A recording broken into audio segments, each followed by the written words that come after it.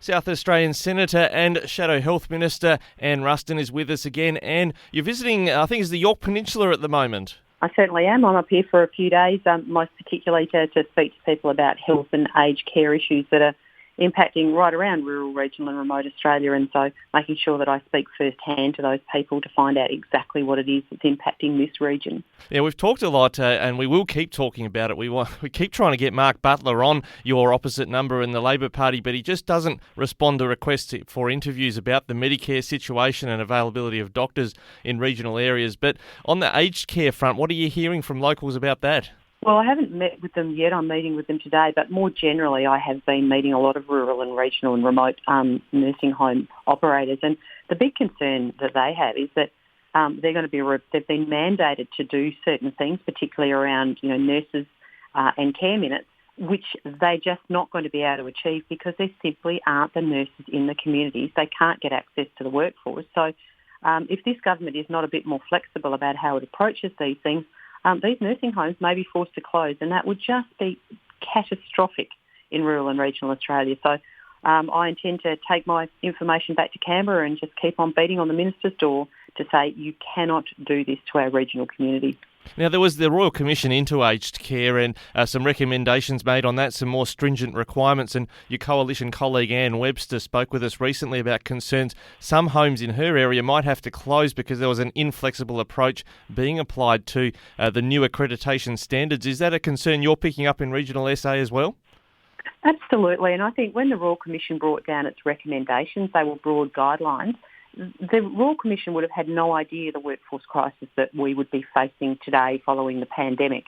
And I think what we're seeing is a government who has completely disregarded the fact that we're living in quite different circumstances. So, the idea that the rigidity of the application of requirements would see nursing homes closed just shows how out of touch many of our people and our politicians in city areas are. They're solving for the city without any regard for the nuance and difference in country areas. I know there was a carryover in the sense of your coalition policy when it came to help debt, or what people would often call HECS debt, for those that are nurses or doctors heading out into or already in regional areas as an incentive for them to stay there. Is there a way we can fast-track some of the nursing graduates into regional areas, not just to help in aged care, but in our hospitals as well?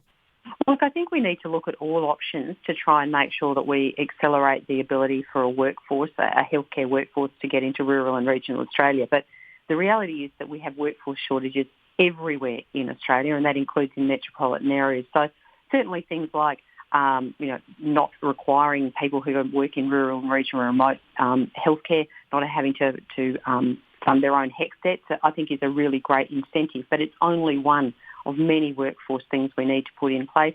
We need to make sure that we put in the supports around people in rural and regional Australia. Housing's a challenge.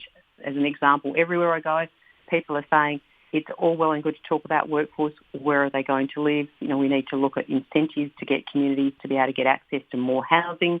So there's so many things that need to be done, and so far the government has not listened to these challenges and are just saying you must meet these requirements on these dates, with no regard to the fact that with the best of endeavours, they're not going to be able to be met.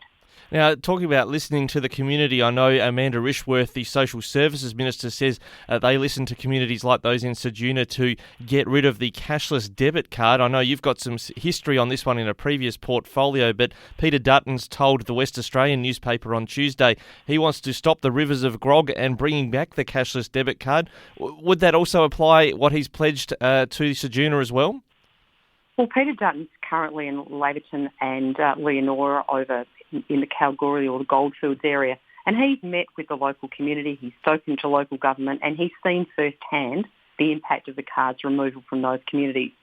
So I think, and the community has asked him for the card to be, or income management to be put back into the community. So I think if the community is asking for it, then I think there is a very strong argument why support needs to be given to these communities to manage themselves. So if that's what the community, for instance, in Ceduna wanted, then we should be listening to the community. We shouldn't be just sitting in our ivory castles in Canberra or Adelaide or Melbourne or Sydney and passing judgment. I mean, yesterday, Peter Dutton has spent 2 days on the ground. After 2 days on the ground, this is what he thinks is the right response to what the community is asking for. And I think Amanda Rishworth probably needs to actually go out there and listen to the wider community and not just a few people that are chatting in her ear. Well, speaking of that, and I'm sure you're going to make another ivory tower reference here, the South Australian Water Minister, Susan Close, has called on your state counterparts to get on board Team South Australia and back buybacks at Friday's Murray-Darling Basin Ministers meeting. She claims there is no evidence that voluntary buybacks have harmed river communities. You live in a river community in the Riverland. Is that your view as well? Well, it absolutely isn't my view, and I think I'd call on the Water Minister, or I'd call on the Premier of South Australia to have a think about who his Water Minister is. If his Water Minister is making such extraordinary, ignorant comments as to say that buybacks haven't hurt river communities, she clearly hasn't done her homework. When I lived through the buybacks as an irrigator in the Riverland, the devastation to our community of the Swiss cheese approach of one property not having water and the next one having water, it was completely devastating. It took us years to recover from it. And then for the Minister to make such a ridiculous comment that buybacks haven't hurt river communities, I think it's an absolute disgrace. And just as an example, if we started to look at, if you took 40 gigalitres out of South Australia's communities through buybacks, that's the entire Renmark Irrigation Trust wiped out overnight. These people in Adelaide, and yes, I am going to refer to the Ivory Castle, they need to get out and actually understand what the real implications on the ground are.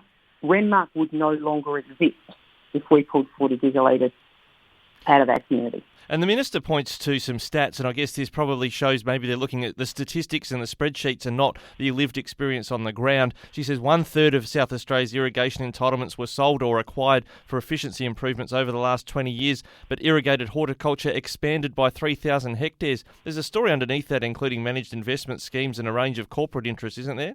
Look, there is a big story that sits underneath it, but, there is a point at which efficiency can go no further. And I think that the idea of returning to buybacks is a very lazy approach by all governments. There are many ways that we should be looking at, whether it's urban and industrial water improvement. There's no reason why stormwater capture in Adelaide can't relieve the amount of reliance that Adelaide has on the River Murray. There are so many things that the government could be doing to try and secure this water without going to the lazy option of buybacks, which means it all falls on irrigators, it all falls on our river community. Where do these people think Australia's food is going to come from if they shut down our food producers in our rural and regional communities? It is just such extraordinary ignorance in pursuit of some sort of ideological outcome without thinking about the implications. And I think the government, all governments need to come clean and rule out compulsory acquisition, rule out any further buybacks, and actually put their shoulders to the wheel and deliver the water they said they were going to deliver by the means they said they were going to deliver, and that's by innovative ways of generating other outcomes for the amount of water that's being used. Anne Ruston is your Shadow Minister for Health and Ageing, but I know she's got experience in some of those other areas as well. Glad to get your thoughts on that too, Anne. Thanks for joining us again on Flow. My pleasure. Thanks for having me.